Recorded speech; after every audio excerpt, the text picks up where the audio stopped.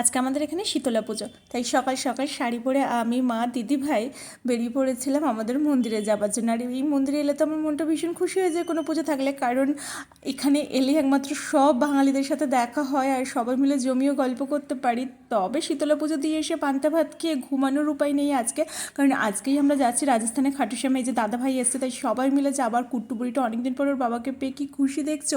আমরা এখান থেকে বাসে করে যাব রাজস্থানের খাটুশ্যামে। আর প্রথমেই ডালমুখ ভাজা দিয়ে আমরা খাওয়া শুরু করে বাসে উঠে, যেহেতু সারা রাত জার্নি করতে হবে, প্রথমে পাঁপড় তারপর চিপস এইসব খেতে খেতে পৌঁছে গেছিলাম একটা ধাবাতে। যদিও বা আমরা ধাবার কোনো খাবার খাইনি, পরোটা আর আলুর তরকারি আমরা বাড়ি থেকেই বানিয়ে নিয়েছিলাম। আর এই যে আমার গোপু সোনারাও কিন্তু আমাদের সাথে যাচ্ছে। আর এই যে একদম ভোর ভোর পৌঁছে গেছি রাজস্থানের খাটুশ্যামে। আমি আগের বছরে এসেছিলাম, কারণ বিয়ের জন্য আমার শাশুড়ি মা শ্বশুরমশাই মানত করে গেছিলো, আর বিয়ের পরে আমাকে নিয়ে আগের বছরে পুজো দিতে এসেছিলো। আবার এবছরে এসেছি, এবছরে সবাই এসেছে, আগের বছরে দিদিভাইরা তো কেউ আসতে পারেনি। হোটেলে গিয়ে ঘুমানোর উপায় নেই, কারণ প্রচুর ভিড় হয়, তাই তাড়াতাড়ি করে স্নান সেরেই রেডি হয়ে বেরিয়ে পড়েছি সবাই মিলে। আর এই যে খাটু বাবার প্রিয় গোলাপ, আতর আর তার সাথে ময়ূরের পালক এগুলো নিচ্ছি। চলো আস্তে আসি, দেখা হবে নতুন ভিডিওতে।